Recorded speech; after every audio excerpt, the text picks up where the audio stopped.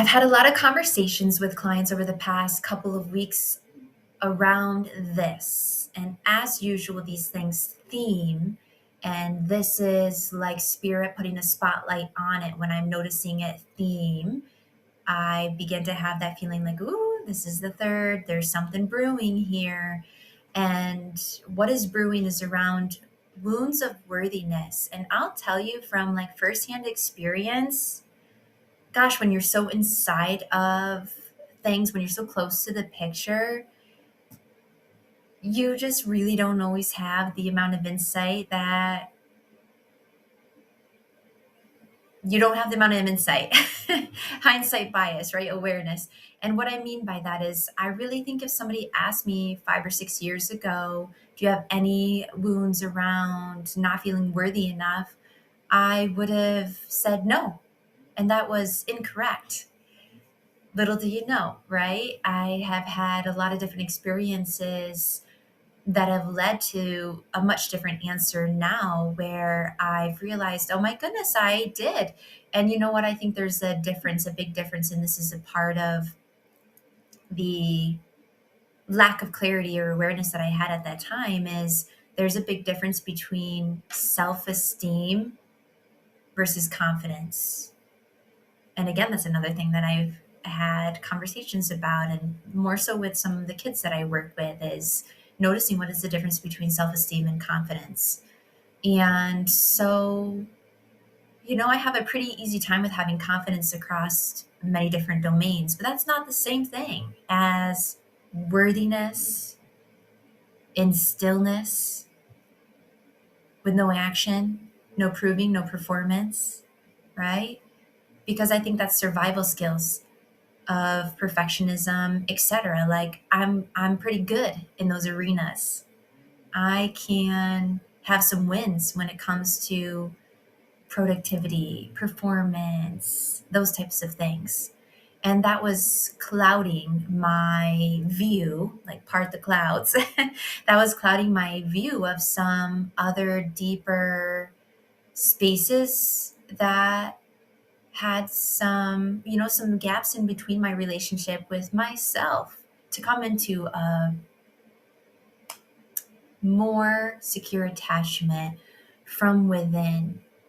This peace, this love energy, this recognition, this remembrance of who I am at a soul level, and the healing work on the human level to close the gap between the natural frequency that is the set point of my soul versus the frequency that my human stuff was emitting, which can be in discord or like not in harmony, right?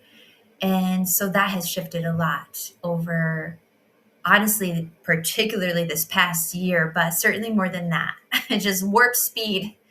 Somebody like really kicked up that conveyor belt over this last year on me, and we've been running through closing those gaps, which I am all grateful for, of course, right? It's a marathon. Oh, I'm getting the like resonance of the tingles on my head as I'm talking about that. I love it.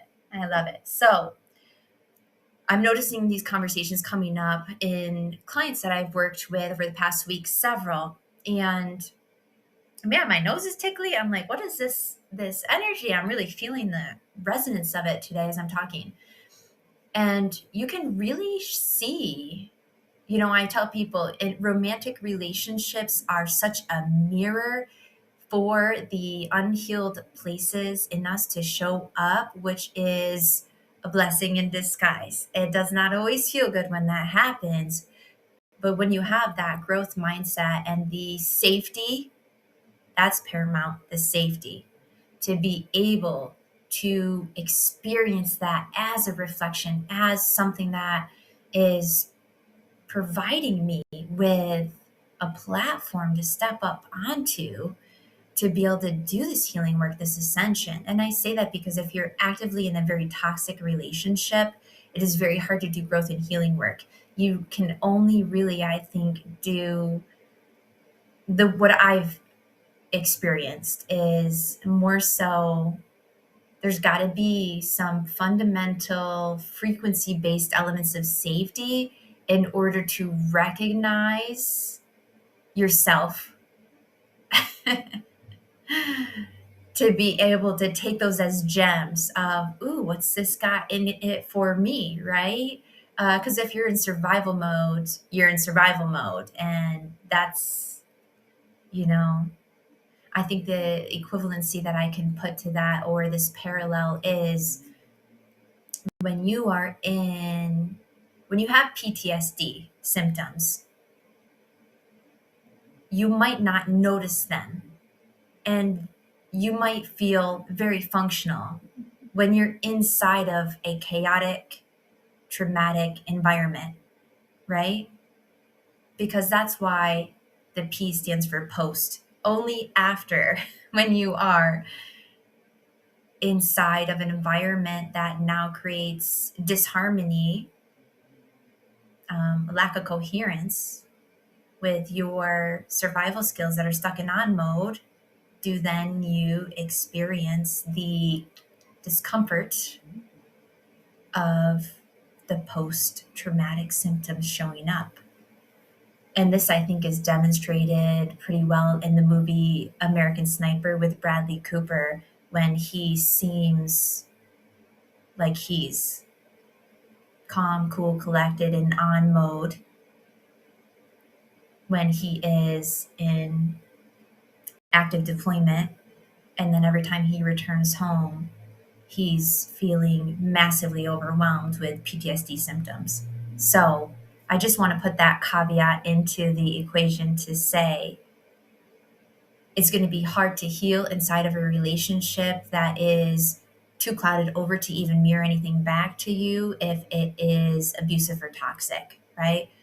But otherwise, there's other arenas once you get out of that where you can see, or once you're either out of that and then you can see what's showing up for you, or you're in a relationship that has a foundation of safety. So when these spaces rise up within you, you can feel you have enough safety, sovereignty, freedom to be able to process and sit with the gaps within our own relationship to self that deserve the attention and the healing.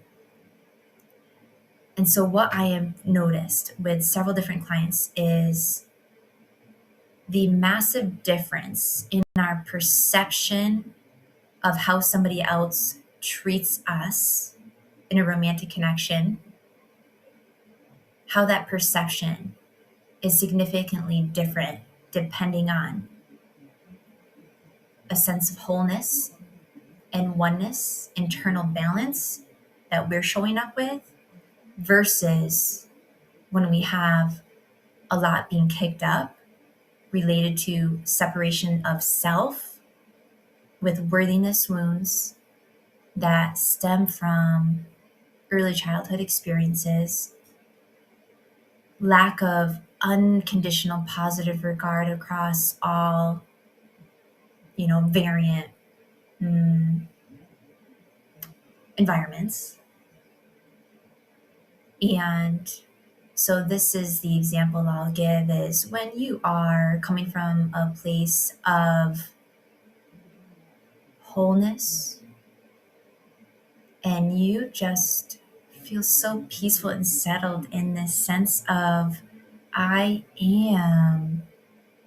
my human is more aligned with my divine soul essence. And there's harmony happening here. I feel whole, worthy, to the eternal truth, to the bones of divinity. I am love essence. And you just emanate that. You can experience what another person does or doesn't do, how they show up or how they don't show up in regard to like potential romantic partners, as in some ways having nothing to do with me, right? The way this person shows up or doesn't is like person A versus person B. This person shows up this way, this person shows up this way or doesn't, right? Neither of those things has anything to do with me in terms of who I am and my worthiness. It's just information. It's just information about them and how they're showing up. And with that, there's actually, I think, more space for compassion and connection, right? Because somebody's capacity to show up or not, when you realize that has nothing to do with your worthiness, we can hold more of ourselves and also compassion for them. Because when you detach your sense of worthiness from that behavior or treatment, that capacity, rather, their capacity, then you can see some real things that you might have been foggy about prior to, such as they've got these very real things happening in their environment that are not, we don't need to, what's the word, attribute a potential lack of capacity to that person's worthiness, right? Either. So I think it frees up space for more authenticity, vulnerability, truth, and love in a way that clears out these heavy chains of attachment that perpetuate the cycles of unhealed attachment styles. Whatever one you want to, it doesn't really matter which one, right? Avoidant, fearful, avoidant, disorganized, insecure, anxious, attachment. Regardless, those all don't feel great. It puts you into game playing more when you're in that dynamic. And on that note, so as I say, when you're coming from that more healed space, you can have a more clear and detached view of exchanges, which allows for more truth, right? More unconditional love on the underside of that, more consistency with truth, authenticity, vulnerability. There's just more of a raw sense of love on the other side of that. Because I think sometimes when you are putting so much pressure of your worthiness on the shoulders of somebody else who you may be in a romantic relationship with, you begin to lose sight of that person. And it is like a hollow avatar. I shouldn't say avatar because I love that movie and there's nothing hollow about it, right? But so what is a different word for that? I don't know. But uh yeah, I think that the chains of any insecure attachment styles that now we have shackled onto a potential romantic partner, you just like Matrix style kicked their soul out of their body by cuffing those chains, and now you're incapable of truly seeing that person. Yes, that's the visual I get.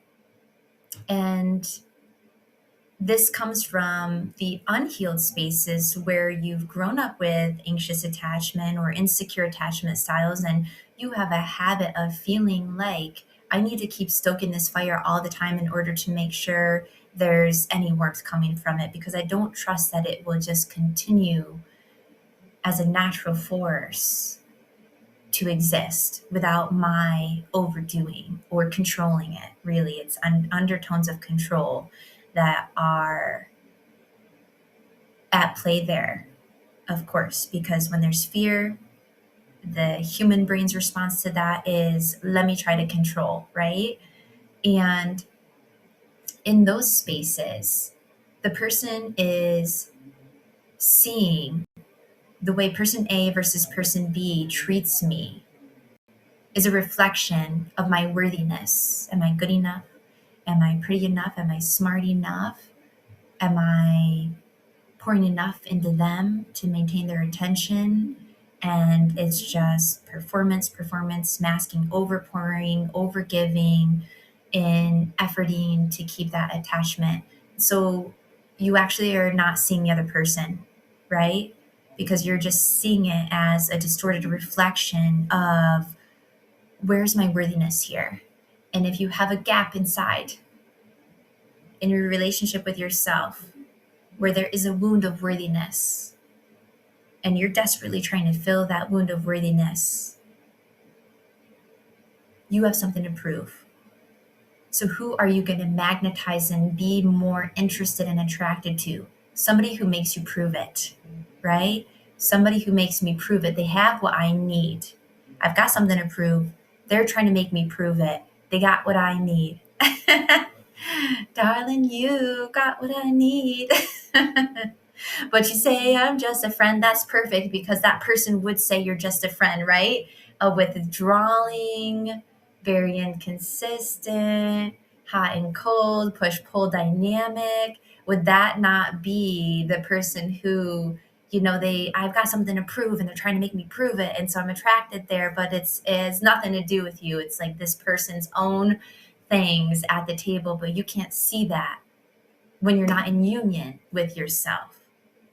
What a complete difference in how that registers and how your perception is vastly changed by the inner state of really it's your relationship to yourself that's at the table there in that unhealed space.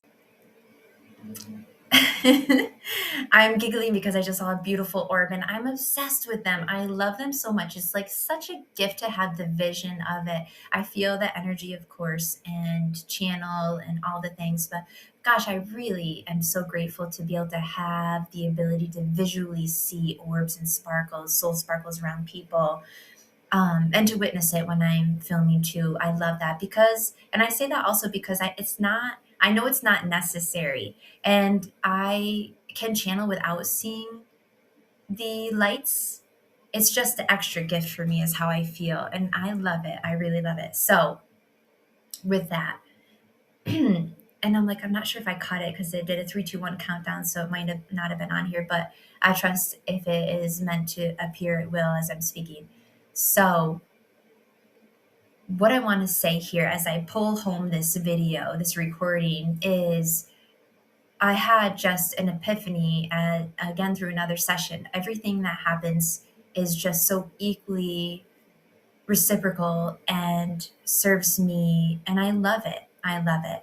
And so I'll be raw and vulnerable myself to say, I can have some limiting beliefs, some little victim stance type of things from my human programming and my own wounded spaces that can speak up more when I have triggers. And those sound like this. I'm alone here, and I want to put a preface to that.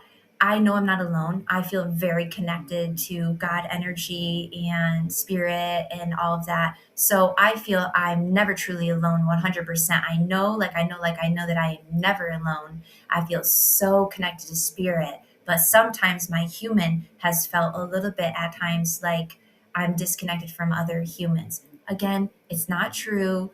I have so much love in my life, so much connection. It's just a limiting belief that comes from unhealed spaces that were louder at certain times in the past and not so much as now, as healing has happened for me as well. And that gap has closed and closed and closed, right? So, but at times that can be what it sounds like nobody will ever truly understand me on this depth of the layer or be capable of providing back like the love that I provide to me in this same kind of a way, and I'll never be alone spiritually, but on a human basis maybe I will be. Those types of thoughts. And I had a beautiful conversation with someone the other day who similar type of limiting beliefs I see in other people, and this thing from spirit came through that just was so beautifully said. I loved it. I'm like, when spirit tells me, I'll ask a question and the answer is your question is faulty. And I love that. I love that kickback of we cannot provide the answer really quite here because the answer is there's something faulty in the question. And there's something faulty in that phrasing of nobody understands me. I'm chronically misunderstood. I want to be understood. And when I got that, of there's something faulty in that, this is what was the response from spirit. Maybe you don't truly desire as deeply as you think you do to be understood. Because what does that mean? What does that feel like? What does that look like to be understood? Maybe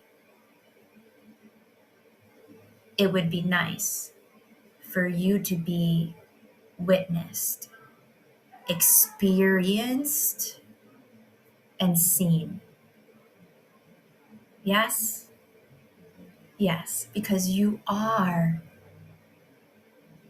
so vast that to be understood is just the wrong language here, isn't it? When you see the most beautiful, time bending experiences, moments of your life, like natural phenomena, right? Do you stand there and say, I understand? I understand that fully. No, no, you don't, right? I witnessed this. I am in awe. I experienced this. Maybe that is what you deserve more than to be consistently understood. I usually think if somebody's trying to say, I understand, I'm not quite sure you do, if that's the view, right? Because maybe that is too small of a container for me. Maybe I'm not meant to be understood, right? But I do think